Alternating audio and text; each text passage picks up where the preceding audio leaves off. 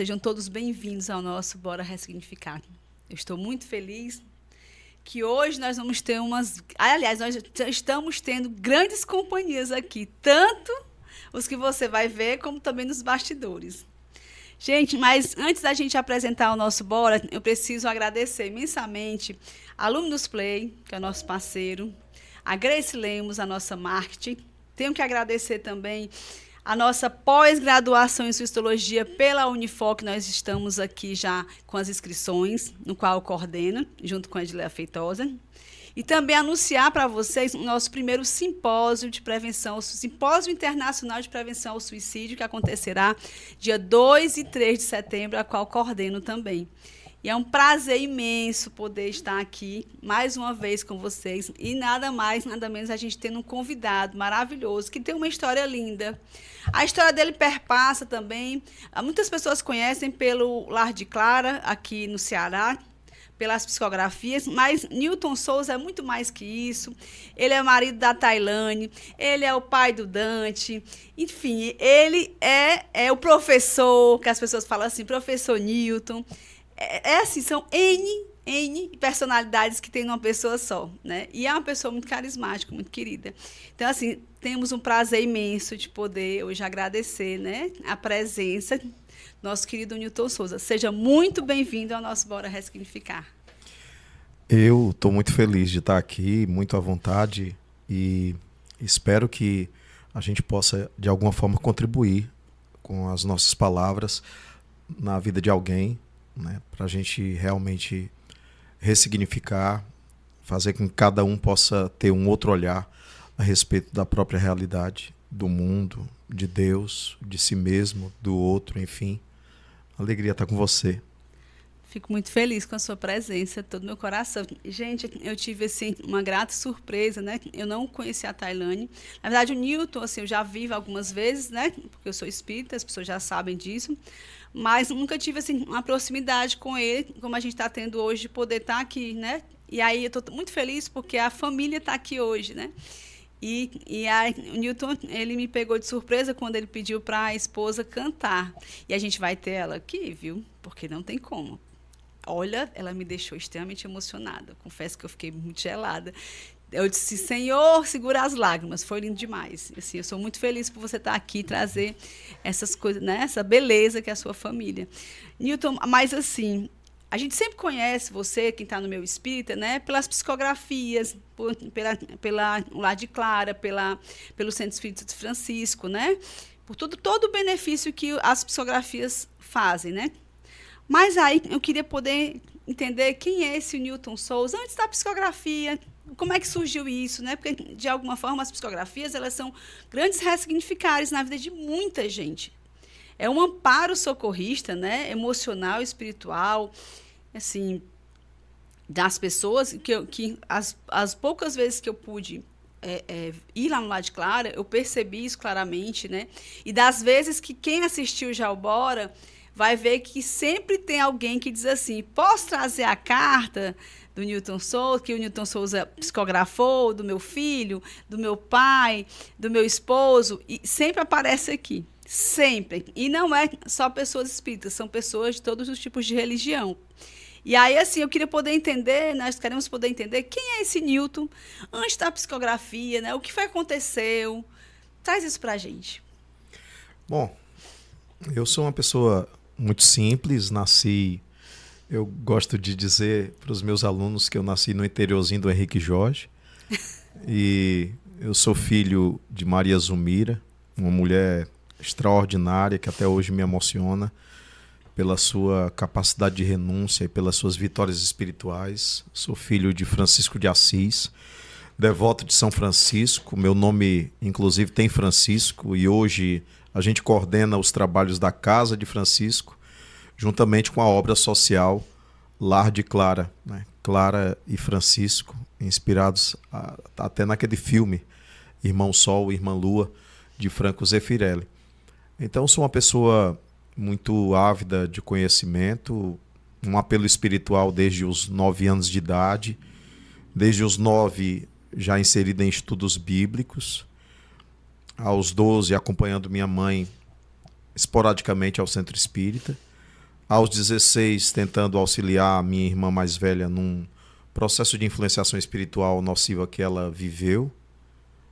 Aos 16 para os 17, com afloramento mediúnico, tendo se manifestado o espírito do médico Dr. César Caos por primeira vez, por nosso intermédio, orientando o tratamento da nossa irmã. Curiosa mediunidade, você ir buscar ajuda e, de repente, ser instrumento desse mundo espiritual em favor da minha irmã, que ficou bem, ficou curada.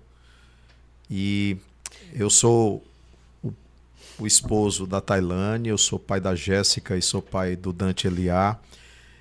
Sou espírita, mas posso dizer que estou espírita, porque a reencarnação pode me colocar numa outra situação de espiritualidade, de manifestação da espiritualidade, de modo que o espiritismo para mim é muito mais uma referência universal de leis até então desconhecidas. Não é uma referência religiosa, é uma referência filosófica e científica. Mais ou menos isso. Hoje historiador, professor de história, escritor de textos na área de história, em breve psicólogo também. Você está fazendo psicologia? Concluindo já. Mentira, a partir de agosto, creio que já na ativa. Então, que será meu colega de profissão? Colega, com certeza. Que maravilha, fico muito feliz. Então é isso, um pouquinho da gente, né? Que nunca define a gente. Quando você fala assim, o nome da sua mãe é? Maria Zumira. Maria Zumira. E quando você fala assim, filho da Maria Zumira, né? Que passou por algumas situações. Quando você fala sobre isso, que situações foram essas? Que dificuldades foram essas? Ela sempre foi espírita, né? Assim, sempre frequentou o centro espírita, trabalhava. Como é que era a situação? Passaram por situações difíceis, financeiras? Mamãe viveu muitas situações difíceis junto ao meu pai. Meu pai, no Maranguape, terra da minha esposa, Maranguape, eu costumo dizer que meu pai que encontrou a Tailane para mim. E ele chegou a passar fome, inclusive, e a mamãe costurava. E com a costura ela deu grande parte de sustentabilidade para a gente. Uma mulher aguerrida, guerreira, uma ternura imensa, uma caridade assim, numa expressão mais alta que eu ainda pretendo, né, seguir esses passos, atingir o patamar que ela se encontrava. Uma mulher de mais de 5 cirurgias, 2 abortos espontâneos. Uma mulher muito especial, que eu carrego para sempre. Você tem irmãos? Mais 4 irmãos. Mais 4 irmãos. Mais 2 homens e 2 mulheres. Mas seu pai esteve com ela desde o seu crescimento? Todo o meu crescimento. Meu pai mestre de obras do edifício Lobrais, mestre de obras daquela caixa d'água Cálice, no formato de cálice lá da Lineu Machado, mestre de obras que construiu a própria casa, que até hoje existe, né? E abriga a minha irmã e meus sobrinhos. Interessante. Minha mãe também era costureira, né? E é interessante porque eu tive um sonho com ela, quando, né, ela já foi, fiz a passagem, e aí eu tive um sonho que ela estava costurando para o hospital em que as pessoas chegavam. E aí eu fiquei muito feliz que eu disse assim, olha que legal, lá ela ainda continua costurando. E era linda a casa dela. Aí assim, então a mãe era costureira e ela tentava dar todo um sustento para vocês. Isso. Ela incentivava ao estudo, como é que era isso? Como é que era o Newton, né? Antes desse processo, assim... Mamãe nunca nos orientou no sentido de seguir aquilo que ela seguia. A mediunidade se manifestou na mamãe de maneira muito ostensiva. Então ela já era média ostensiva. Isso. Mas a mamãe sempre teve também um referencial católico bastante significativo. Mas a mamãe nunca nos forçou a seguir uma orientação. A gente sabia orar, a gente aprendia com ela a ter fé, e o meu caminho foi muito espontâneo, como eu descrevi há pouco. Entendi. Então, aos 9 anos, você começou a sentir a presença dos Aos espíritos? 16 foi que a mediunidade aflorou. Mas aos 9 de tu disse que maneira sentia extensiva. alguma coisa, né? Aos 9 eu já tinha tendência, um apelo espiritual muito grande. Aham. Aí aos 16 foi que foi se manifestando quando houve esse espírito que... A mediunidade em si aos 16. Teve alguma coisa, Newton, assim, fora essa questão, né, de ter, assim, que você foi buscar ajuda para sua irmã, para poder ajudá-la, né, pedir ajuda para eles e também pedir ajuda para si, porque estava querendo ajudar a sua irmã. Mas, assim, teve alguma coisa que fez assim, eu tive uma meditação profunda e percebi que poderia acontecer alguma coisa lá na frente, teve alguma coisa antes que pudesse te dizer um caminho que tu ia seguir? Não. Foi repentino e espontâneo. Repentino e espontâneo. E você abraçou, porque normalmente adolescente não gosta Eu muito queria de ter essa entender. responsabilidade, né? Quando aconteceu, eu quis entender. Então, meu padrinho, José Lourenço, me deu um livro dos Espíritos e eu comecei a ler aquele livro com 16 anos de idade, sem entender muito bem, mas eu comecei a compreender o que estava acontecendo comigo. E eu quis ir às outras reuniões mediúnicas e sempre havia alguma manifestação Mas por meu intermédio, já ia perguntar. através da fala. Ah, A psicografia foi entre os 16 para os 17, a psicografia se manifestou também. Mas até os 22 anos de idade foi apenas treinamento. dos 16 aos 22 do treinamento. Isso. E aí, nesse período, né? Estava na faculdade, onde é que estava o Newton, assim, né? Em termos de vida social. Eu trabalhava desde os 14 anos de idade, fui bolsista do BNB, depois fui funcionário de uma corretora, a Camed Seguros. Uhum. Depois fiz vestibular, já tarde, né? Por volta dos 20, 21. E aí entrei para a História, Sempre gostou de história? sempre. Não é à toa que o nome do filho é Dante, né? Dante, ela escolheu, teve um apoio assim maciço da minha filha, a Jéssica. Foi. As duas. A Jéssica tem né? quantos anos? A Jéssica tem 23. 23. E aí, Eita, tu teve a Jéssica as bem duas, novinho, né? Foi, bem novo. Aí as duas, Dante. E eu queria fazer uma homenagem ao profeta Elias quando ela me falou que estava grávida. Ela me falou, eu estava dormindo, né? Mas eu pulei da cama do jeito que eu estava. E aí fui abraçá-la. Ela disse, espera, eu preciso entender o que é que eu estou sentindo. Aí depois me disse, não estou sentindo medo, eu não estou triste, eu não estou receosa de nada, eu estou feliz, eu estou alegre. A gente se abraçou, chorou muito. E aí eu fui orar. A gente orou junto, agradeceu a Deus. No dia seguinte que eu me levantei, que eu costumo fazer minhas orações matinais, eu pensei no meu filho, já sabia que ele ia nascer dia 30 de abril, nessa ocasião. Foi a data que ele nasceu. E eu me vi no deserto do Saara, e um sol muito brilhante se levantando assim. Aí eu disse para ela, nós temos que encontrar algum nome que seja árabe e que tenha a ver com raiar de sol, alvorecer, filigrana de luz, alguma coisa que fale do sol. E os nomes em árabe nunca nos agradavam, de fato. Só que eu tinha uma admiração muito grande pelo profeta Elias, e eu pensei, se eu colocar um H, vai ter um referencial árabe aí.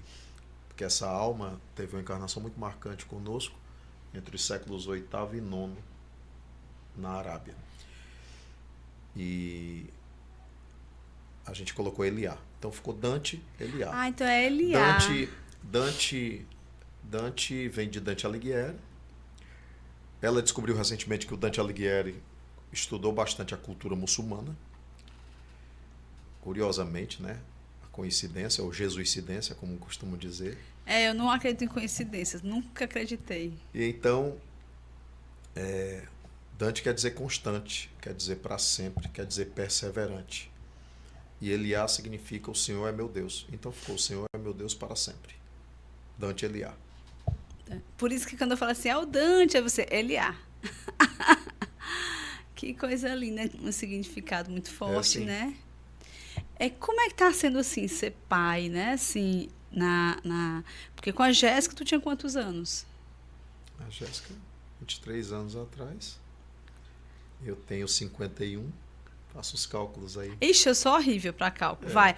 Por gentileza, Tailane, faça os cálculos. É uns 27 anos, O que eu quero 24. dizer é que Não, mas são duas experiências completamente diferentes. É isso que eu certo? queria falar. Eu me vi como marinheiro de primeira viagem, tenso, de alguma forma receoso em relação ao parto cesáreo, que foi cesariana, né?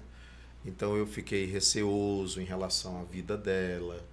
Mas tá falando da primeira ou da segunda? Do Dante, né? Do Dante, Falando né? do Dante, que foi uma outra experiência. Com a Jéssica, foi uma experiência Não, mas é totalmente isso que eu queria te diferente. perguntar. Assim, como é que foi? Porque assim, antes tu tinha 20 e poucos anos, né? Ele é de 20 e história poucos e eu anos, sou da psicologia. Então, Pronto, gente, tá 20 e horrível poucos pra anos tá bom. 20 e poucos anos, tá ótimo. Fábio Júnior, 20 e Pronto, poucos anos. exatamente, 20 e poucos anos.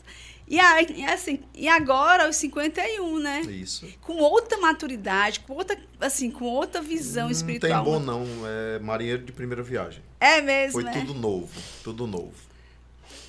E aí tu teve medo por a questão da cesárea. Cirurgia, porque ela tinha as questões de problemas alérgicos, etc. Mas foi tão tranquilo, tão tranquilo, tão tranquilo.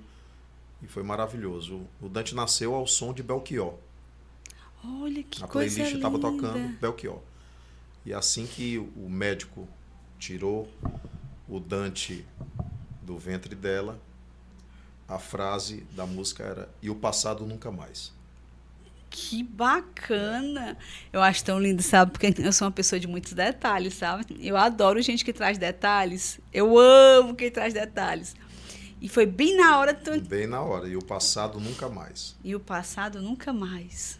Porque eu sou Dante L-E. L-A. E L-A, desculpa. L-A. Não tem o R, é um H mesmo. A L-A, né? Não Dante tem. L.A. É Dante L-A. É porque seria de Elias, né? De Elias. Mas L-A. Muito interessante. Mas vamos voltando, né? E aí tu fez história, foi ser professor de história. E toda essa mediunidade explodindo, né? Sim. Como é que era isso? Tu tinha alguma dificuldade no teu dia a dia? Tô falando isso porque tem gente que chega pra mim e fala assim: eu sinto umas tonturas no início, né? Que eu tô com a mediunidade. Por mais que eu estude, que eu trabalhe, que não sei o quê, mas eu tenho dificuldades, né, de me socializar, tenho dificuldades. E aí você foi logo ser o professor, porque olha, quando eu coloquei a tua foto no Instagram, aí muita gente veio pro direct dizendo assim: meu professor, não acredito, eu tenho que assistir. E aí eu disse: olha que legal. E aí muita gente fala isso: meu professor, ai. E eu disse: vamos assistir aí, professor, gente. A mediunidade nunca foi um incômodo na minha vida. Que coisa boa. Me admiro de médiuns que sentem um peso, que falam que é difícil, que falam que é ruim. A mediunidade para mim é uma alegria. Sempre se apresentou de maneira bastante clara e muito leve. Nunca foi um peso nem um incômodo. Andar em shoppings às vezes me causava algumas sensações, porque a mediunidade às vezes ela tem um pé na paranormalidade. Não são a mesma coisa, paranormalidade e mediunidade. Tenta Paranormalidade esclarecer um pouquinho só para quem está própria assistindo. alma percebe. Paranormalidade é sempre quando sua alma percebe além do sensorial, muito além. Pode dizer que era uma coisa anímica. A telepatia, né? Na visão espírita é anímica, né? A paranormalidade tem a ver com telepatia, tem a ver com clarividência, que não é a mesma vidência mediúnica. A clarividência é você estar aqui, está acontecendo um acidente ali na esquina e o paranormal vê o acidente na esquina estando aqui. Uhum. Então, não tem a ver com espírito. Toda vida que tem uma interferência do espírito é que se torna mediúnico. Uhum.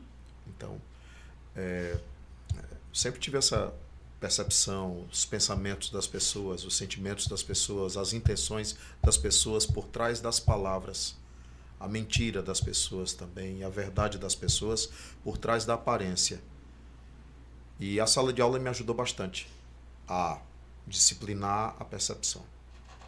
A sala de aula me ajudou, porque eu tinha que conviver com vários alunos, com vários pensamentos e várias ideias, então eu me vi obrigado a administrar o que eu percebia. Mas nunca me atrapalhou. A mediunidade nunca foi, na minha vida, uma pedra de tropeço. Por isso que eu me admiro bastante. E eu ouvi o Chico Xavier dizer a mesma coisa. Eu gosto de ser médium, eu gosto da palavra médium. Se o Chico, que tinha tanta mediunidade, mais do que qualquer um de nós, não sentia incômodo com a mediunidade, eu realmente até hoje fico meio assim, quando escuto alguém falando da mediunidade ser um peso. Eu me lembro que eu trabalhei no Centro Espírita, né? Hoje eu trabalho no Grupo Espírita Meimei, mas eu vim de outro, né? Francisco de Assis. Eu me lembro que a gente estava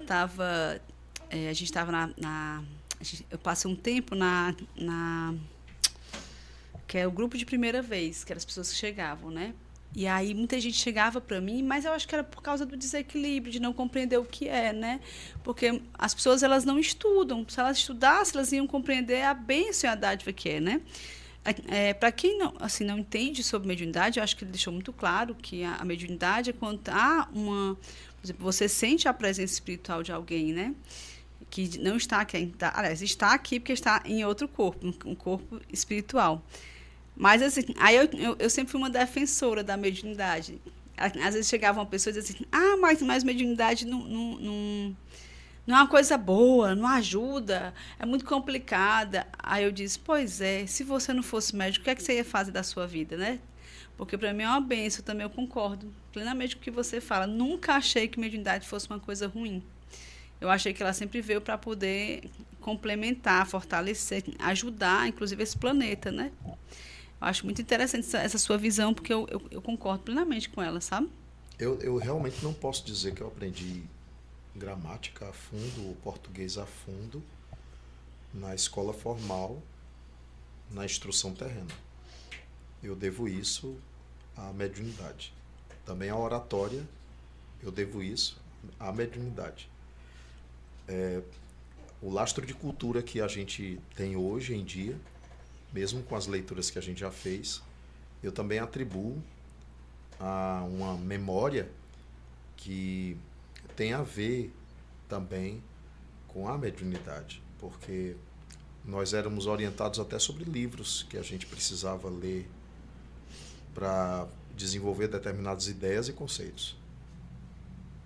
Para as palestras, para as conferências, para as entrevistas, para as viagens aqui no Brasil e fora do Brasil. A gente sempre era orientado a se aculturar. Então a mediunidade não é um espaço, nenhum lugar em que você deixa tudo na dependência dos chamados guias ou dos espíritos. Os espíritos precisam ter na sua mente arcabouço para eles poderem usar. Então é uma parceria em que você doa também um pouco do seu estudo, do seu tirocínio, e os espíritos vão alargando esses horizontes, na medida também do seu esforço, do seu trabalho. A mão, aquela coisa da via de mão dupla, né? Não tem como fazer, só esperar, né? Ajuda-te que o céu te ajudará. É isso mesmo. Interessante você estar falando isso. E aí, assim, como é que começou a surgir essas questões das psicografias, né? De criar um local. Como é que foi esse trajeto, assim, para a gente poder entender um pouco? Dos 16 aos 22, como eu disse, foram só treinamentos. Eu recebia muita coisa, com um impulso, a vontade de escrever muito grande.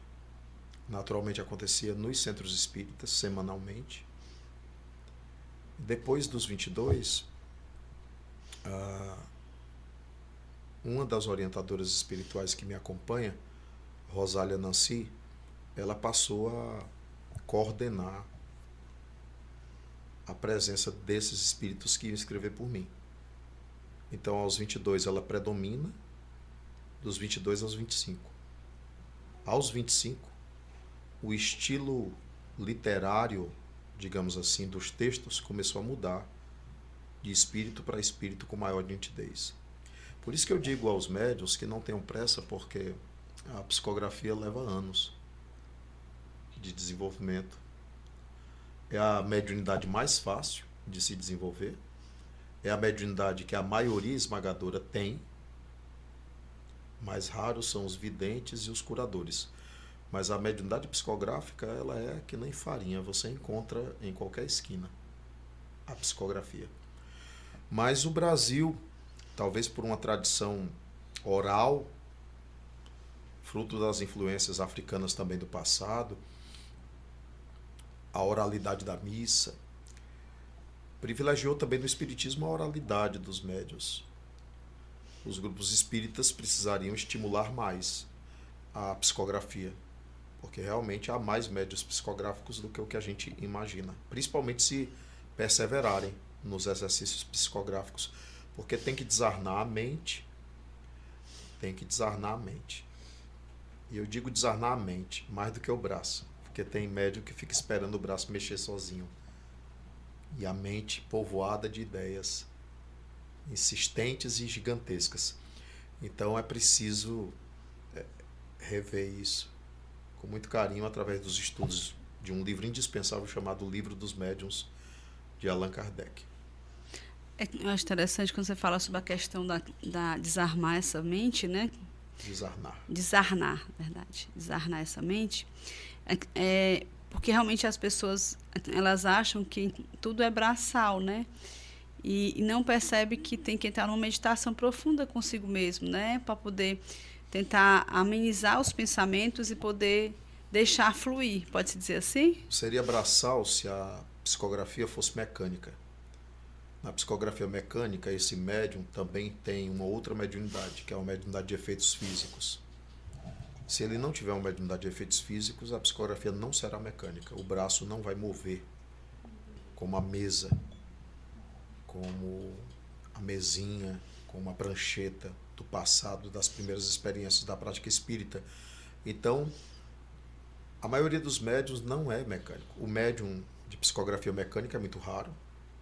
Chico Xavier tinha esse tipo de psicografia, Fernando Lacerda tinha esse tipo de psicografia, Mirabelli também tinha esse tipo de psicografia, mas ele é bem mais raro. Por isso o médium deve ficar atento às ideias que povoam a sua mente, sobretudo aquelas que insistem, persistem e se agigantam, quando elas tomam conta da mente de maneira irresistível. Aí é hora de tomar do lápis ou da caneta e deixar fluir. Eu como psicóloga, às vezes a gente atende pessoas, não só no consultório, né?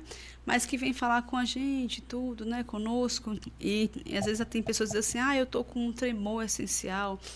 Aí eu falo, pois vá no neurologista, veja o que é esse tremor. E aí não é nada. Não é nada esse tremor. E aí já teve situações em que, em um momento, eu peguei e pedi assim, pois faça o seguinte, bote aqui um papel, pegue uma caneta e veja qual é o pensamento que está vindo. E aí foi interessante que saiu assim, coisas impressionantes desse tremor essencial. E aí eu já percebi que tem muita gente que tem esses tremores e que não, na neurologia vai lá e não é nada. Sabe? Eu já observei isso em alguns casos. Né, que pessoas chegam, lógico que tem gente que tem o tremor essencial, óbvio, né, mas tem muita gente que, eu disse assim, é muito diagnóstico de tremor essencial, né, diagnóstico individual, que não passa pelo médico, e aí quando a gente diz, vai lá no médico, aí quando chega lá, não tem nada não, aqui, tá tudo ok, aí deve ter outra coisa, menos isso aí, veja se não é ansiedade, né. E aí, quando a gente vai ver, não tem nada de ansiedade, né? Eu disse, aí, tanto que as pessoas, às vezes, se assustam, porque eu digo assim, bote aqui um papel e uma caneta aqui, veja o que está saindo na sua cabeça. Quando vai ver, diz, não, mas não sou eu que escrevi isso aqui. Eu digo, pois é, o que será, né? Vamos conversar sobre isso. Então, já aconteceu algumas vezes, sabe? De eu ter essa situação de nem ser paciente, porque às vezes as pessoas me pedem, ligam, né, pedindo ajuda e tal, aí eu faço uma videoconferência ali naquela hora, a gente conversa, e aí acontece isso, sabe? Aí você falando assim, olha, tem a rodo aí as psicografias, e é exatamente isso, porque não consegue, né, entender o que está acontecendo, nem procura, né, saber o que é. É compreender, inclusive, o que é nosso, o que é do outro, né? Mas aí vamos falar uma coisa que você me trouxe, que foi novidade, que é o seguinte: surgiu a psicologia, né? Agora na tua vida. E como é que isso, né? O professor de história, aí um médio espírita, e agora o psicólogo Newton. Como é que é isso? Na verdade, quando nós tentamos vestibular, a gente tentou vestibular para História e Psicologia. Foi. E na época a concorrência à Psicologia foi bastante desleal, a gente passou em História para a UES. E era uma ideia que tinha lá guardada. Na medida em que a gente foi atendendo muitas pessoas, por causa das cartas consoladoras, a gente ouve muita gente mesmo, né? A gente começa a perceber que a gente precisava se municiar de outros subsídios para instrumentalizar algum apoio às pessoas. Então, sob orientação espiritual também, a gente estava conversando, aspas, ao acaso, com a diretora da FBUNE, do Centro Universitário Farias Brito, e eu disse assim, eu ainda tenho vontade de fazer psicologia. Ela olhou para mim e disse, você tem vontade de fazer psicologia? Eu disse, tenho. Pois eu vou lhe escrever agora. Eu disse, como é? A gente estava numa confraternização informal. Eu vou lhe escrever agora. Eu disse, como é isso? Não, mas o semestre já começou, já tem 2 meses. Ah, você corre atrás. Mas você vai estar inscrito agora mesmo. Isso aí não vai ser só uma vontade, não. Então a gente viu como a teia do destino nos trouxe para a psicologia também. Que bacana. Mas aí, voltando um pouquinho para a linha do tempo, é que eu fiquei bem curiosa sobre a história da psicologia, né? Eu conheci a coordenadora de lá, eu esqueci o nome dela agora, não sei se é Gisele, esqueci. A coordenadora de psicologia, né? Muito bacana, porque eu fiz até uma palestra no passado para ver se eu... Quando é setembro, eu saio palestrando tudo que é canto, né? Normalmente são 17, 18, 20 palestras, enfim. Mas aí voltando um pouquinho, como é que surgiu, né, o Lar Francisco, né? A Casa de Francisco. A Casa de Francisco, desculpa. A Casa de Francisco, Lar de Clara. Desculpa, troquei. A Casa de Francisco, Lar de Clara. Como é que surgiu? Assim, como é que chegou a esse ponto, assim, né, de começarem a ter essas cartas? Eu falo isso porque quando foi, deixa eu ver mais ou menos... Eu soube sobre as cartas, eu acho que foi há 12 anos atrás, né, assim, que uma pessoa chegou para mim, que ela tinha o esposo tinha desencarnado num acidente de carro, né, num autódromo, e aí ela falou para mim assim, que é uma amiga querida, disse assim, eu achei uma pessoa que está fazendo umas cartas lá em Parana. E aí eu disse, é mesmo? Eu disse, é maravilhoso, foi tão bom. E foi muito consolador para essa pessoa, muito consolador. Isso há muitos anos atrás. Aí eu queria entender como é que foi isso, porque a Casa de Francisco já tem quantos anos? É a mesma idade do Lar de Clara. Quanto? Eu vou explicar isso, porque explica. Muita gente confunde. Na verdade, o grupo espírita, chamada Sociedade de Estudos Espíritas Casa de Francisco, ela é o grupo que em sua base foi o grupo idealizador do Lar de Clara, que é uma obra social. Então, o Lar de Clara, ou Lar Beneficente Clara de Assis, é a obra social da Casa de Francisco, ou da Sociedade de Estudos Espíritas Casa de Francisco. Atualmente, dos fundadores só restam essa pessoa que vos fala, o Ricardo Miranda, que é nosso vice-presidente, atualmente eu estou presidente, e a Daniele Fernandes. Somos os 3 fundadores que ainda permanecemos firmes, perseverantes, dentro dessa perspectiva de obra social do Lar de Clara, que é uma obra social que não tem caráter religioso. A Sociedade de Estudos Espíritas Casa de Francisco tem todo esse viés de espiritualidade, filosofia e ciência espírita, né? Na verdade, é uma escola de espiritualidade. E desde 18 de dezembro de 1999, nós estamos com 24 anos de idade. O que é que o Lar Beneficente faz? Já que ele não é vinculado, assim, ele não é... Cuida de família. Atualmente, hoje são mais de 800 famílias Atualmente, em Vamos situação, aproveitar para poder pedir doação, já que é em feito por situação doação. de risco, são aproximadamente 3.000 pessoas. E como a gente cuida de família, não deu para a instituição ter um foco específico, porque a gente cuida de criança, porque a gente cuida de gestante, porque a gente cuida de idoso, porque a gente cuida de jovens, a gente tem esporte, a gente tem lazer, a gente tem flauta, percussão, música, a gente tem xadrez, leva os meninos do xadrez para disputarem com os meninos do Farias Brito no xadrez. A gente tem futsal, a gente tem tênis, em parceria com a Federação de Tênis aqui mesmo, de Fortaleza, do Ceará mesmo. Então, são Tem muitas escolas. parcerias, convênios. Nós temos uma escola, que é a Escola Clara de Assis, que funciona atualmente em tempo integral, em parceria com a Prefeitura de Caucaia. Então, é muita coisa. É muita coisa. É muita coisa, sim. É bastante coisa. É bem grande lá. Eu já fui, já vi que é grande. Mas eu não sabia que era tudo isso. Ainda tem um projeto da Universidade do Espírito. Como é que é? O projeto, mas Vai já funcionar, tem... vai funcionar. É algo para daqui Então, a logo pouco. a gente consiga Para alinhar. daqui a pouco. Então, logo a gente consiga alinhar algumas coisas, a gente vai funcionar. Universidade do Espírito. Como é que seria essa Universidade do Espírito? Tudo vai dialogar com a filosofia espírita. A psicologia, a medicina, a matemática, a física, a química, a Hoje já biologia. existem, se eu não me engano, acho que é no exterior, acho que não sei se é que tem uma universidade, mas é para pesquisa sobre a questão do espírito, né? Eu esqueci o nome da universidade, mas ela é Amsterdã não, mas Amsterdã é a capital, né? Na Holanda, né? Na Holanda. E aí já A tem. gente vai ter essa interface, né, de que é laboratório uma de estudos espíritas. que é uma experiência mesmo, né? Com, assim, você estuda, você... Né? É bem conhecido, assim, sabe? E aí... que interessante. Então, assim, vamos lá. Gente, lá, né? Eles lá na sociedade. Eu não vou colocar aqui o nome completo, não, porque eu confesso que eu não... Casa de Francisco. Casa de Francisco é melhor. Né? Sociedade, não, eu sou horrível para poder decorar esses nomes. Aí eu disse assim, então assim, vamos nós. Na Casa de Francisco, né, que já ela é toda voltada para a questão da espiritualidade. Mas, no entanto, eles têm, que as pessoas chamam sempre de lar de claro, vamos lá no lar de claro. Na verdade, o lar de claro é um lar beneficente, onde eles ajudam muitas famílias. E essas famílias, elas vivem de doação. Né? Aliás, o lar de Clara, ele vive de doação para ajudar todas essas famílias.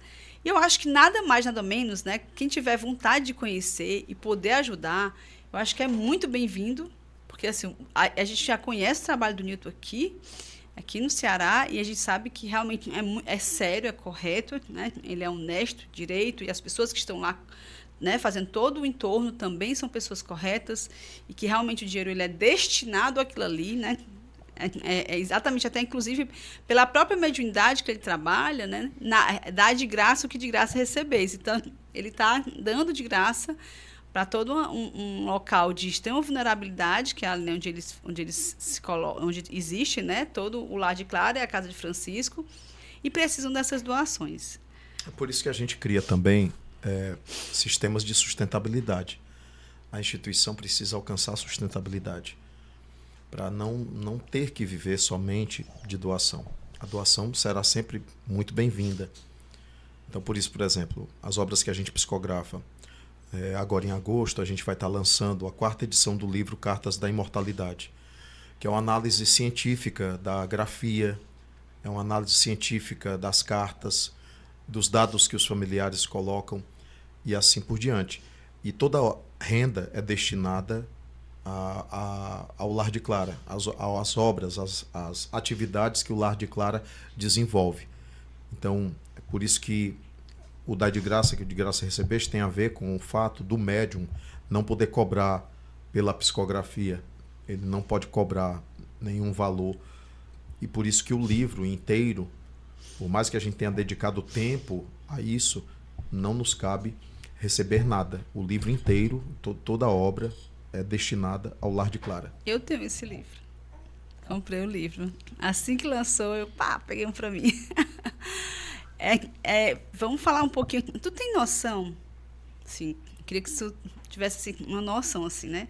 Se tu tem uma noção da quantidade de pessoas graças à psicografia e à mediunidade que você abraçou, porque também a gente tem que entender que o médium, ele, né, pelo livre-arbítrio, ele pode abraçar, como ele pode não querer abraçar aquilo que lhe foi, né, dado, né, e, aliás, presenteado, porque eu digo que é um presente, presenteado, porque se você compreende, né, que a mediunidade é algo positivo, quando bem trabalhada, então ela é um grande presente. E aquilo ali vai te dar muitos frutos, como hoje você consegue enxergar esses frutos que você tá tendo. Então, assim, tu consegue ter uma noção da bênção e da ressignificação que tu faz a essas pessoas quando você se prontificou a escrever, né, através, assim, os espíritos poderem escrever através de você?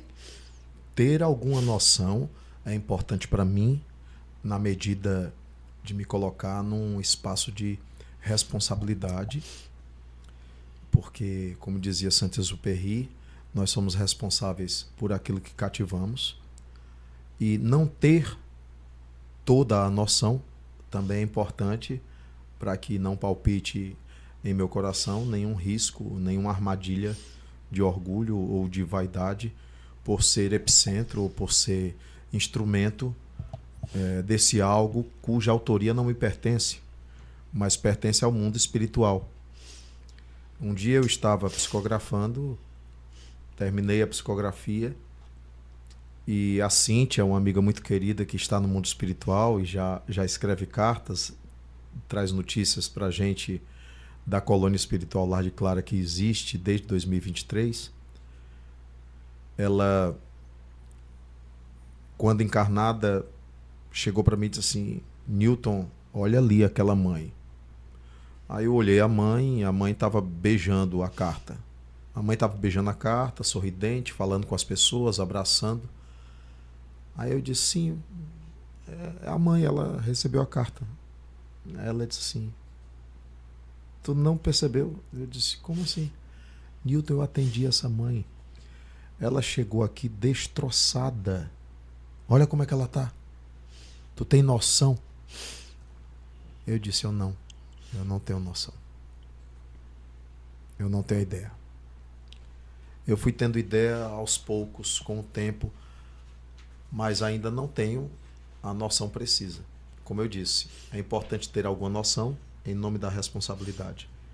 Mas também é importante não ter toda a noção em nome do exercício da humildade.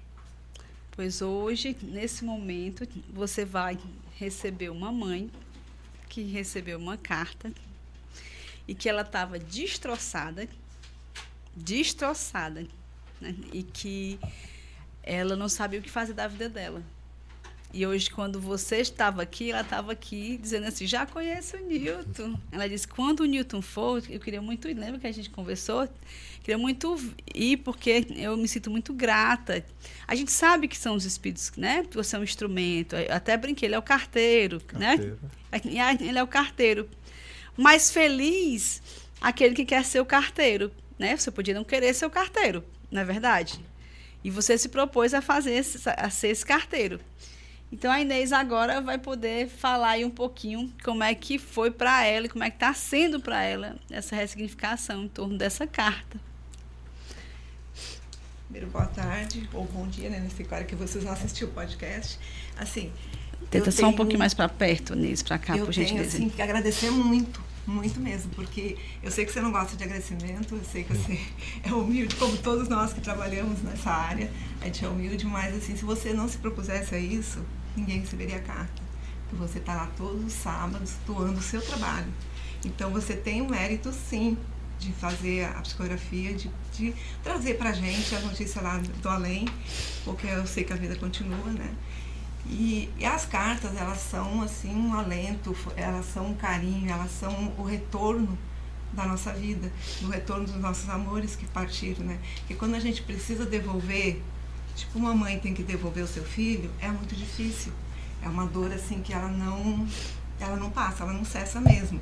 Ela ameniza, a gente acaba aprendendo a viver com essa dor, né? E quando as cartas vêm e a gente tem a certeza que essa vida continua, que a gente tem a nossa missão, que se a gente ficou aqui porque a gente ainda é importante nesse plano, a gente consegue entender o para que a gente ficou, eu acho assim, ressignifica muito mais. Eu recebi 3 cartas. Como o nosso tempo aqui é curto, né, eu vou ler só a última, que a última foi a que mais assim, me trouxe o entendimento da minha vida. Que eu passei uma vida inteira, achando que eu não merecia nada. Sabe? Uma vida de não merecimento, de achar que eu não abraçava ninguém, porque eu achava que as pessoas tinham nojo de mim.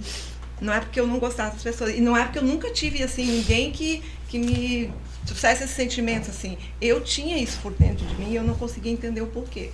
E nessa carta, na última carta que eu recebi, na segunda carta eu recebi a missão do meu filho, que foi para mostrar para as mães que perderam seus filhos que a vida continua. E a vida continua, né? Ela não cessa com a morte no túmulo, graças a Deus, né?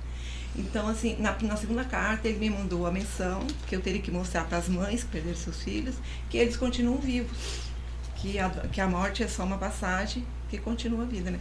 E na última carta, que foi... Mas aí você pode falar para eles se você está fazendo essa missão? Com toda certeza. Eu estou fazendo missão junto com a Patrícia, né? Que a gente conhecia a Patrícia lá no Meimei. E quando eu saí, eu ia fazendo lá de Clara. Vocês lá têm o Eles Vivem, Eles né? Vivem, é. E aí eu disse, poxa, mas Clara, é tão longe para mim sair de lá de noite, sair daqui de Fortaleza e ir para Calcaia sozinha. Eu achava muito longe para ir para voltar, porque eu não gosto muito de dirigir, né? Aí a Patrícia montou o grupo lá no Meimei, que é o Amor Vive. O amor e a gente vive. Se conheceu assim. O acaso, claro que não existe, né? O acaso nunca existiu. Para mim, isso não é...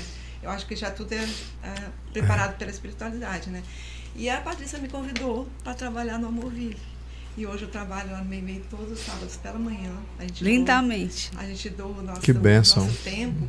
E isso é tão gratificante da gente poder dividir as nossas dores, né? Escutar o que o outro está sentindo, porque a gente não tem como mensurar a dor de cada um, né?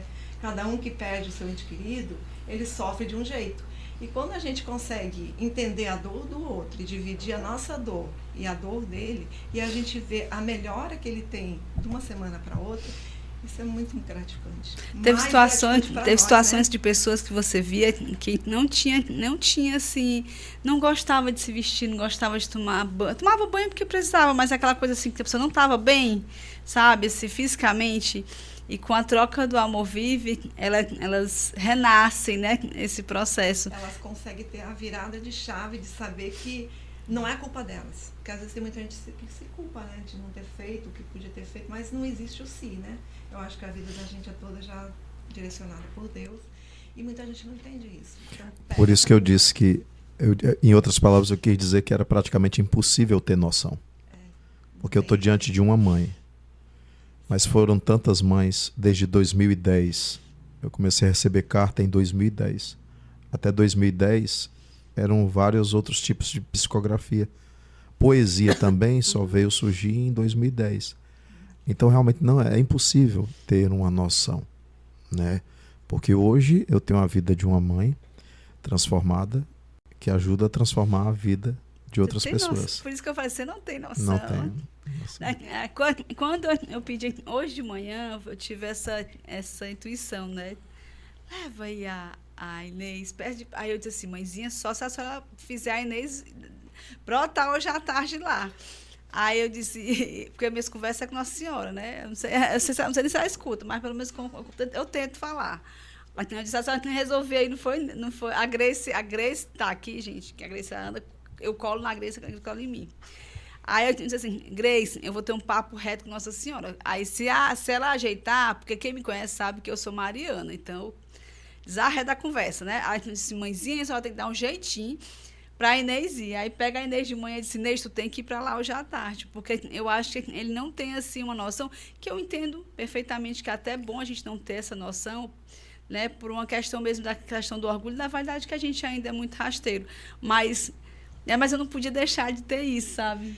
Realmente você não deve ter noção, mas para quem participa lá das reuniões, que a gente vê que cada carta é lida lá, que eu acho isso muito lindo, porque vem mensagens muito bonitas, né? Então a gente vê o brilho do olho de quem recebe, que está ali chorando. A primeira carta que eu recebi, eu desmanchei em lágrimas. Eu não conseguia ter noção do que eu estava recebendo na mão, eram as coisas do Júnior. Quando eu olhei que a assinatura que era igual, tudo, e as coisas que tinha na carta, não tinha como ninguém saber aquilo ali. Era uma coisa mais particular nossa, né? Então, assim, é uma alegria tão grande, sabe? Quando você recebe uma carta, que você tem essa ideia, eu acho que você realmente não tem como. Mas a gente vendo as pessoas lá que recebem, o brilho do olho, a pessoa pega aquilo ali como se fosse um tesouro, e realmente é um tesouro pra gente. Certo? Então, assim, se vocês quiserem, eu posso ler a carta, né? Porque eu vou ler a última carta, que foi maravilhosa. Foi aqui que eu entendi toda a minha trajetória, foi aonde eu consegui tentar me mudar, tentar ver que eu também sou merecedora, porque é uma outra vida, né? Mesmo a gente tendo os nossos débitos anteriores, a gente está numa outra vida. Então, nessa vida, a gente veio para resgatar o que a gente fez de errado. Então, a gente tenta fazer o máximo que a gente pode para poder ter também uma outra vida, se tiver, melhor do que essa. Então, assim, quando a gente se resigna e a gente aceita a dor, é mais fácil. Porque quando a gente se revolta, é muito difícil você conseguir entender a dor e entender o porquê que aconteceu aquilo ali. Porque o porquê ninguém vai saber, né? Então, eu vou ler a carta, porque essa carta, assim, realmente foi... Eu não gosto da palavra divisor de águas, que eu acho muito clichê, mas foi uma virada de chave na minha vida. Foi aonde eu vi que eu precisava doar aquilo que estava vindo para mim, que eu precisava ajudar, eu precisava mostrar que realmente a vida continua mesmo, de verdade. E que você é merecedora de todo o amor que lhe é dado. Né? Agora eu já consigo entender que eu também sou merecedora, né? E eu recebo muito amor lá no Recebe, demais. Nossa, o Mimê é uma bênção. Lá de Clara também, para mim, é uma segunda casa, né? Então, assim, ele começa... que a gente chama de bebê de açúcar. Ele começa a carta assim: Inês, minha inesquecível mãe, faz tanto tempo que não escrevo, saudades de ti, saudades também disso. A mãe está na lista das mães que precisavam testemunhar ver o filho partir antes. E no teu testemunho, mãe, outras mulheres puderam colher alguma força, fé e consolo para conseguirem seguir com suas vidas. O vô Carol meu pai, nos confirma isso dizendo que a mãe lembra Maria, a mãe de Jesus, que também teve que partir antes. Tudo estava programado para que fosse assim. E eu sei, mãe, que a falta do pai, meu pai Ramon, também foi um momento cheio de tristeza e incertezas, mas a mãe conseguiu dar sequência aos anos. Mãe, o teu Júnior não sumiu ou se afastou de ti. A falta de cartas não indica a ausência do meu espírito junto a ti.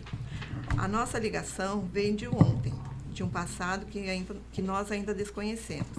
Te explicando essa separação, imposta pela fatalidade dos meus 28 maios, é que... Ele era de maio. 28 maios é que minha mãe já teve uma outra vida de poder na Holanda. E naquela ocasião, na condição de mandatário de embarcações, em face das dívidas de determinada família camponesa, exigiu dos pais o trabalho forçado do primogênito deles, nas arriscadas naus, e numa dessas expedições comerciais, ele veio naufragar com a tripulação. Tua alma, sentindo em dívida espiritual, antes da atual encarnação, pediu o devido resgate, convertindo com a minha necessidade pessoal de também me resgatar, já que fui um médico negligente que negligenciou a vida de pacientes por não terem como pagar seus serviços. Mãe, o que pensamos ser injustiça, na verdade, é a lei exata de Deus agindo. Precisava te dizer isso, pois o vô Carol afirmou que faz parte dos teus estudos entrar em contato com essa informação. Te amo por tua coragem, por tua atitude, por tua inteligência e consciência espiritual que vem desenvolvendo. O pai te beija. Júnior, Ramon Botti Júnior. Então, aqui nessa carta eu consegui entender o porquê que eu achava que eu não merecia nada. Pelo jeito que eu fui, a arrogância que eu fui em uma outra vida, né? Por ter exigido isso, por ter visto, né, o sofrimento da mãe, eu acho que isso me tocou demais. Então, hoje eu agradeço a Deus por tudo. Não foi fácil. Entregar meu filho não foi fácil. Né? Ainda dói bastante, já faz 7 anos, mas mesmo assim ainda dói. E 1 ano e meio depois, meu esposo também desencarnou, né? Partiu para o mundo espiritual e eu me vi sozinha. Quer dizer, a gente nunca está só, né? A gente pode ter certeza que a gente nunca está só. E o momento mais difícil que foi quando eu tive que me despedir dele vivo, porque ele estava em coma, né? Só ligado pelos aparelhos, e a gente doou os órgãos dele. Então, a gente teve que se despedir dele vivo ainda. Então, isso para mim foi uma coisa assim, a certeza que eu tive que ali Deus me carregou no colo. Não tinha como. É muito triste demais. E hoje eu agradeço por tudo que aconteceu, porque hoje eu estou realmente bem mais equilibrada, estou trabalhando com a Patrícia, né, tentando amenizar um pouquinho a dor das outras pessoas também, doando um pouco do meu serviço, assim como você. Então, eu quero muito lhe agradecer, porque mesmo você sendo um instrumento da mão de Deus, da palavra de Deus, você doa o seu trabalho. Você está lá todos os sábados, né? Você doa o seu trabalho, o seu tempo, e você faz a alegria de muitas pessoas que recebem as cartas. Porque as cartas é um consolo. Eu fico muito feliz, isso reforça, né, que a mediunidade é uma bênção na vida da gente. E o médium, ele tem um jeito diferente de conhecer as pessoas. Hoje eu conheço o Júnior de uma outra maneira. Porque quando ele passa a pensar dentro da minha cabeça, para que vá para o papel mais ele do que eu, na linguagem, na expressão, eu o conheço e me enriqueço emocionalmente com esse contato. É muito raro os espíritos terem autorização para revelarem coisas do passado reencarnatório. Se o Júnior teve essa autorização, é porque há um objetivo grandioso. E essa revelação tinha uma função esclarecedora e libertadora. A carta, nesse caso, ela é muito mais do que só consoladora. Ela é esclarecedora e libertadora nesse sentido. Eu fiquei surpreso porque as cartas passam por mim no dia, eu me lembro, até corrijo se alguém lê errado. Eu não consigo explicar para vocês como é que fica na minha memória, porque eu estou na 10ª carta e alguém está lendo a 3ª carta, e quando eles erram alguma palavra, eu digo na hora a palavra, mas depois que passa o dia e o dia seguinte, aí eu já perco completamente a memória das cartas. Foi muito bom ouvir a carta, ficar nessa posição de ouvinte da carta. Legal. Bom, foi ótimo, porque eu também acredito que nem todo mundo tem o merecimento de saber, né? Isso. O que veio aqui nessa carta para mim. Porque às vezes as pessoas não estão preparadas para isso. Então não tem que ter, eu acho que a hora certa. Eu acho que para mim foi exatamente isso, para mim saber que eu também sou merecedora de alguma coisa. Então acho que foi essa a intenção deles de me deixar mais tranquila, de achar que eu também mereço alguma coisa, né? E também me ajudou muito no meu trabalho, porque eu consigo passar para as pessoas o que eu estou sentindo na hora que as pessoas estão falando, chorando ali. Eu consigo passar alguma palavra que na hora me vem, que eu não tenho mediunidade de enxergar como a Patrícia, de perceber. Mas vem a intuição, né? Mas eu tenho a intuição. E normalmente vem a palavra certa na hora certa. Que a gente vê a modificação da pessoa de um final de semana para outro. Isso é muito bom para a gente, não para ele. É melhor para mim do que para a própria pessoa. Eu acho assim que é o reconhecimento daquilo que eu estou fazendo, não que eu tenha que me engrandecer com isso, não é isso. Eu estou dizendo que assim, é bom sentir que a gente é útil para alguma coisa. Então eu lhe agradeço demais mesmo. Pode ter certeza que você é muito importante na vida de todo mundo. Gratidão nossa. Fiquei muito emocionada. Vou dar abraço na Labucha, mas depois tu abraça ela. Na hora que ela disse assim, vamos lá pro Nilton, lá, eu vou na hora. Eu vou na hora. É verdade. Porque lá a gente, de Deus. A gente falou tanto das tuas cartas, e no grupo, ela já levou a carta, eu pedi para ela levar a carta, não foi? Para falar das consolações, de que a vida continua, né? No que a gente acredita, né? A gente não está aqui querendo fazer apologia ao espiritismo para as pessoas que não são espíritas, né? A gente está só explicando uma história, uma vivência, uma experiência que a Inês tem, que você tem, que eu também tenho, né? E que eu me emocionei tanto agora contigo, porque a sensação de gratidão foi tão grande. Mas é real, a gratidão é muito grande mesmo. Então, eu acho que é tudo coisa de Deus. Eu acho assim que eu era do JEP antigamente, né? Do JEP. E no JEP eu não conseguia esse acolhimento todo. Então, eu acho que já tudo é uma coisa já conspirada por Deus. Não, você vai pular de Clara, você vai conhecer, vai fazer isso, vai fazer aquilo outro. E deu certo, né? Deu muito certo, graças a Deus. Deu muito Tinha certo. 2 anos que eu tinha que fazer esse grupo. Eu tive essa intuição, eu tive um sonho, né? Dizendo que eu tinha que fazer esse grupo. Aí depois eu tive uma intuição. E aí o grupo não acontecia porque outras coisas estavam pendentes na minha vida que precisavam desenrolar. E aí passou 1 ano, Aí eu precisava desenrolar um processo, que aconteceu na minha vida muito sério. Aí depois, no outro ano, aí quando eu fiz, aí fizemos, né? Não posso dizer que eu fiz, porque eu não faço nada sozinho. Nós fizemos o primeiro seminário de prevenção ao suicídio, que é o Núcleo de Apoio à Vida lá no MEI-MEI, que foi ano passado. Aí eu, no meio das palestras, eu tive essa intuição muito forte. Esse ano não passa, você precisa fazer esse grupo. Aí eu disse, tá certo, mas, meu Deus, eu sozinha não vou fazer para canto nenhum, porque eu preciso de um bocado de gente para me ajudar. Aí eu fiquei naquela dúvida. Aí uma outra médium lá chegou e disse, você vai sair, né, do diálogo. Aí eu disse, por que eu vou sair do diálogo? Porque eu faço ainda o diálogo fraterno lá, mas hoje é o diálogo para os enlutados, né? Não é mais um diálogo para geral, né? Aí, que antes eu fazia para o geral. Vai sair do diálogo, né? Aí eu disse, por que eu vou sair do diálogo? Aí me fiz desentendida para poder saber se ela tinha sentido alguma coisa. Ela disse, porque você vai montar um grupo de enlutados. Aí, na mesma hora, eu disse, meu Deus, e como é que vai ser o nome desse grupo? Aí veio na minha cabeça, não foi, aí a gente juntou, não foi com todo mundo, aí o amor vive. Na verdade, eu só falava do amor que ia viver de alguma forma, né? Mas não sabia como.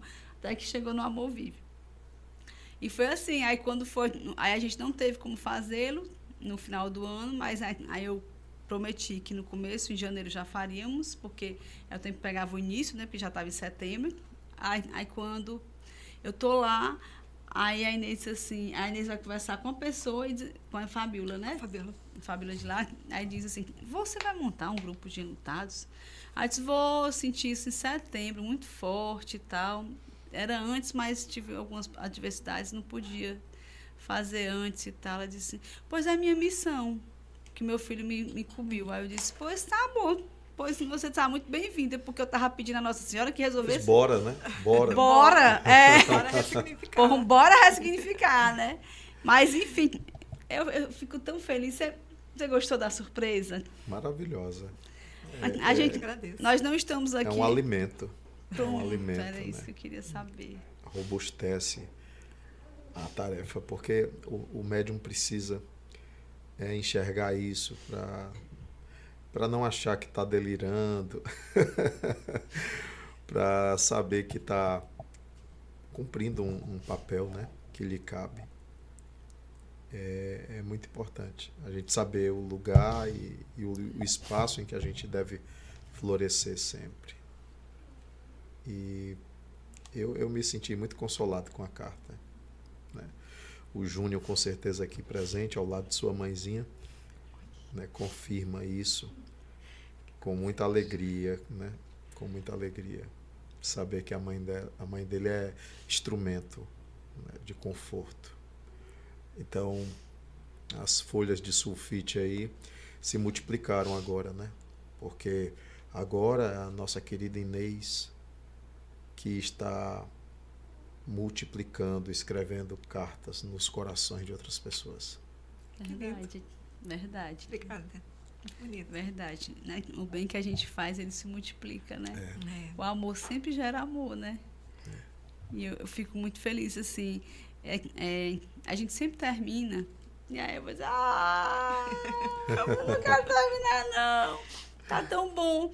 Gente, eu queria tanto que a Tailane cantasse, mas não dá para cantar, porque ela tá aí numa situação que o bebezinho dela não vai permitir. Eu saio daqui, ela vem pro meu lugar. Mas aí era bom para tu estar chorando junto comigo. Mas calma que vai dar certo, né? Vamos olhar aqui. Eu vou só pegar aqui a frase, gente, que assim, a gente... Foi engraçado porque a gente hoje de manhã... Foi hoje de manhã, porque não estava dando tempo para nada na semana passada. Na verdade, até dava tempo, mas o problema é que eu adoeci, fiquei ruinzinha. E aí, as nossas reuniões sempre é uma semana antes, nunca estava dando certo. Mas, enfim, deu. E aí, a gente ficou pensando numa frase que daria muito certo para a gente poder falar, né, sobre a sua história, que é linda, sabe, assim. Estou muito feliz, muito grata pela sua presença. Muito feliz também que você tenha trazido sua família, sabe? Você nos brinda, assim, sabe? Com a sua família. É uma família muito iluminada mesmo. E assim, eu não estou dizendo isso para orgulhos e vaidades bobas, sabe? É para aquele orgulho que a gente sente de dizer assim, poxa, estou no caminho certo. E é de todo meu coração mesmo, assim, eu estou emocionada mesmo, sabe? E a frase de hoje, eu acho que nada mais forte do que assim, Senhor, fazei-me instrumento de vossa paz. Me emociona, porque eu amo essa frase. Eu acho que é exatamente isso, sabe? Quando a gente se prontifica a amar. E aí tá me emocionando, porque acho que tem energia de emoção muito grande aqui. A amar, sabe? Eu acho que a mediunidade, o ensino, sabe? O casamento, a vinda de um filho, né? Assim, o amparo socorrista a uma pessoa, sabe? Eu acho que é isso, é amor. Né? Então, quando a gente se prontifica a esse amor, sabe, Newton? A gente se faz instrumento da vossa paz, do instrumento do Senhor. Eu acho que é exatamente isso que você se prontificou a fazer nesse mundo. Quando você disse sim à mediunidade, a gente é muito feliz por isso. Você acolheu corações como o da Inês, como o da Joana, da Maria, do José, que estavam dilacerados. E que a gente, às vezes, não tem noção da proporção disso, né? E que hoje, assim, a Inês, quantas vezes, às vezes, 14, 13 pessoas naquele grupo, né, Inês? E saem sorrindo. E aí, naquelas 13, 14 pessoas, elas vão poder repassar para mais gente aquele amor que foi. Tem um estudo, né, que diz que uma pessoa influencia, em média, 11, outras 11. Existe um estudo sobre isso. Quando você muda a vida de uma pessoa. A gente estava falando do lado de Clara sobre impacto social. Então, quando você influencia a vida de uma criança, de um jovem, de um adulto, de um idoso, de uma mãe gestante, você consegue também estender isso na direção de outras 11 pessoas, pelo menos. Vai lembrar aquele filminho com aquele ator que eu acho lindo demais, o mesmo que fez um médium, que perguntaram para ele, assim, o psicólogo perguntando para ele, você vê os mortos com que frequência? E ele respondendo o tempo todo. Né? E esse jovenzinho fez aquele filme o Sexto Corrente Sentido, do Bem. né? Corrente do Bem. O Sexto Sentido é onde ele faz o papel de médium. E Corrente do Bem é o que ele cria, uma corrente do bem que vai passando adiante, e o bem vai passando adiante, se multiplicando, passando adiante. Esse é o verdadeiro sentido. Todo mundo tem uma busca de senso de importância em algo, senso de utilidade em algo. Os pássaros voam, os peixes nadam, e a gente faz o quê? Então a gente precisa descobrir isso. Outro dia eu estava na Paraíba psicografando, e quando eu terminei de entregar as cartas, a minha blusa estava...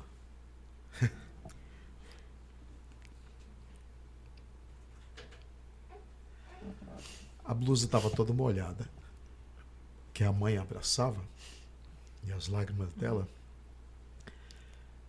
encharcavam a minha blusa. Eu saí com a blusa encharcada, com aquelas lágrimas.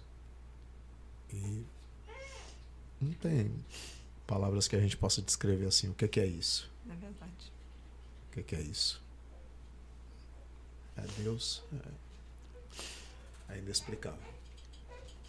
Deus te dando a oportunidade, né? De cada vez poder amparar tantas e tantas pessoas, né? Quando você fala assim, tá lá na Paraíba, quer dizer, foi bater lá a psicografia, né? Foi bater lá nesse instrumento. Esse instrumento da vossa paz. E eu queria muito... Olha, foi assim, gente, tá tudo improvisado. Hoje tá tão lindo porque tá improvisado. Eu queria que a Tailane, ela pudesse cantar: Senhor, fazei-me instrumento de vossa paz. Tu acha que tu consegue, Tailane? Oh. Não tem problema, não. Então eu vou só ler, tá certo? A oração de São Francisco. Olha, gente, ela vai vir e eu vou fazer ela cantar.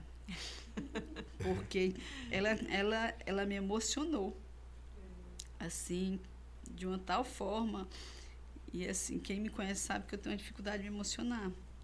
Eu me emociono, né? Eu não sou uma pessoa fria, não, mas eu tenho que me emocionar pela alma, entende? Assim, eu não sou uma pessoa que, assim, facilmente você faz uma coisa e fica, me emocionei. Eu não sou assim uma pessoa muito... Eu gosto de me emocionar pela alma, né? Assim, a emoção tem que vir de lá. E aí eu vou ler, Tá? Pode ser? Senhor, fazei-me de mim um instrumento de vossa paz. Onde houver ódio, que eu leve o amor. Onde houver ofensa, que eu leve o perdão. Onde houver discórdia, que eu leve a união. Onde houver dúvidas, que eu leve a fé. Onde houver erro, que eu leve a verdade. Onde houver desespero, que eu leve a esperança. Onde houver tristeza, que eu leve a alegria. Onde houver trevas, que eu leve a luz. Ó Mestre, fazei que eu procure mais, consolar que ser consolado, compreender que ser compreendido, amar que ser amado. Pois é dando que se recebe, é perdoando que se é perdoado, e é morrendo que se vive para a vida eterna. Assim seja. Amém. Seja. Muito obrigada mesmo. Todo coração por mim. Eu passava um tempão com essa turma aqui todinha, mas bebê já tá pedindo comida ali. Então, assim, a gente tem que sentir a necessidade da criança. Mas, assim, gratidão de todo o meu coração, sabe? Assim, eu só tenho realmente que agradecer esse momento tão lindo.